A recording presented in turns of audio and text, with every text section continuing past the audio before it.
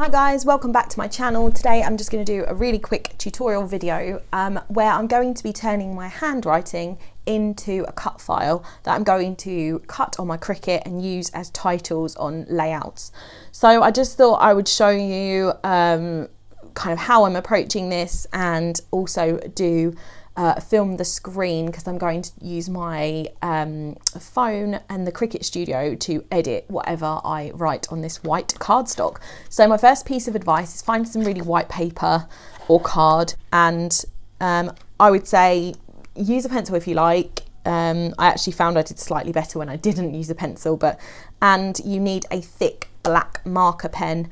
A Sharpie will do. I didn't have a Sharpie, but I'm just using this permanent marker, an Edding 2000C, in case anyone cares about that. And just literally, you can start with a pencil if you want to lay out kind of your lettering. I'm just going to write my name. If you want to use your own handwriting, it's really quite fun, I think, to add that. But lay out your lettering with your pencil. I would recommend actually drawing some, getting a ruler and drawing some lines, because mine were a little bit wonky. I'm going to use this one here. So I tried a few different ones, but I'm going to do a layout about some Danish pastries, and clearly I couldn't find a cut file about Danish pastries. So I put the Magnificent Danish Pastry as my title. You could also obviously write your name, and you would just want to go over whatever you write with a thick black pen. That would be too small. I think sometimes it's easier to just go straight at it with the black pen, because you know how far apart to space your letters.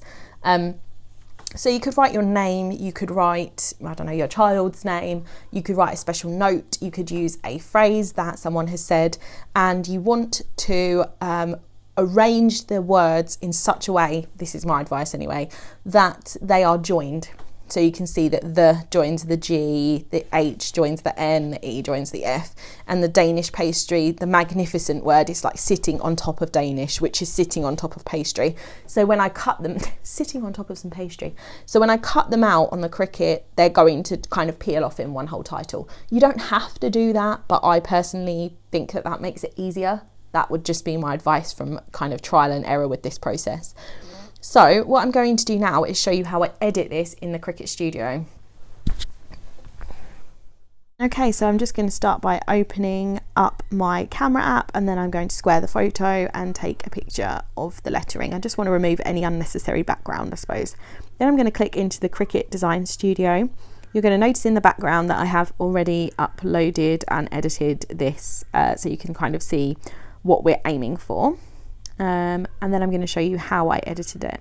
So I'm going to click on the upload button, and I'm going to choose upload photo, and then I'm going to select the photo, and then I'm going to clean it up, so the cleanup app here, and I'm going to start by cropping the image to get rid of any unnecessary background, because it will just save time when we are editing this, plus it makes it easier to resize. You've got a better idea of the size of the actual lettering when you come to cut it. And then I'm going to select the remove tab, and I'm just going to delete all of the background. So it comes away quite quickly, and then you're just deleting any of the tiny gaps in between. I don't know if there's an easier way to do this. If you do it on a computer or something, there might be a quicker way, or maybe to edit it in a different document beforehand. Maybe you could edit it in Photoshop or something, I don't know. But this is just what I have found to be the easiest. I made a mistake there, just clicked undo to sort it out. So I find this straightforward, easy, doesn't take me very long. So yeah, I've just zoomed in here, and I'm just deleting through here. I did increase the sensitivity of this removal section so that it would remove any of the pencil lines that were visible in the background. And then I'm just going to save the image. You can see here I was just being lazy for the sake of this tutorial, and I didn't delete all of those letterings, but you can see I had already done it.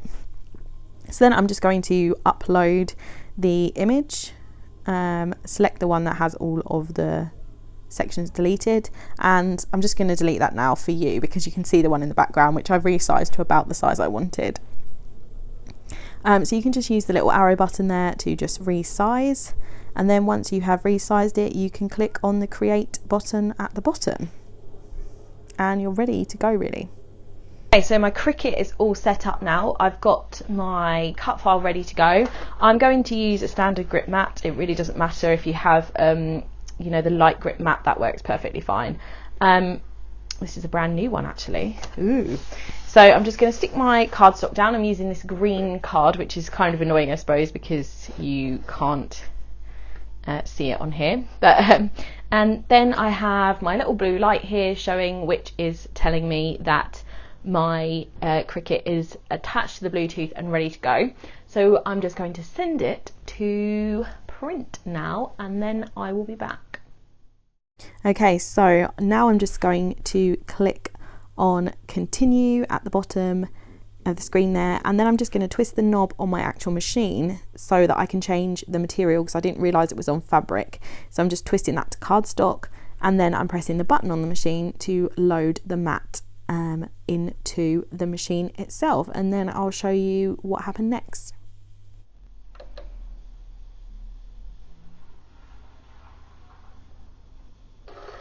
And away we go.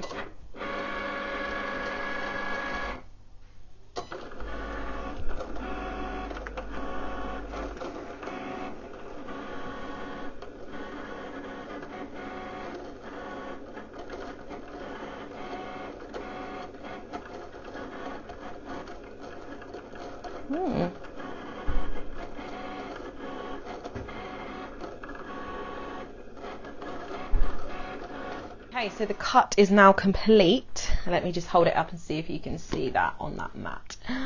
It looks so cool. I did it quite big because of the plan I've got in my head for the layout. So I'm just going to peel up this. There's probably like a really cool way to do this that as a lazy person I don't know. And just going to lift it up. Going to get as much out as we can here. And oh my gosh, it looks so fun. I love this. We've got one kind of lonely dot, so this is probably going to be a bit tricky to get up now. Or two lonely dots. That's okay though. I can handle two dots. But I just love how this has come out already. This is looking so much fun. Oh, wow. Yeah, I'm really, really happy with this. Really happy. And you can see it's just coming off in one go, pretty much, which I think is just making my life easier. Oh, look at that look! And then I'm just going to add my two dots to my eyes, which I don't think it really matters if I didn't do that, but it just finishes it off nicely. So there you have a totally kind of custom title that was quite easily done, inexpensive, and a great way to use your Cricut. And how amazing would this be if you, I don't have children, but if you had children and they had done like a line drawing, you could get them to draw a face or something like that, and then you could go over it in permanent marker and load it to your Cricut in quite an easy way. Yeah, and just produce cut files that are really meaningful and important. And yeah, I absolutely love this. Tune in tomorrow. Tomorrow at 4 PM I'm part of a hop for World Photo Day, and I am going to be using this cut file along with a load of pictures to create a layout. So if you want to see how I use this, then come back tomorrow at 4 PM Greenwich Mean Time, anyway, UK time. Alright, thanks for watching. See you in my next video. Bye. Oh, I love it so much.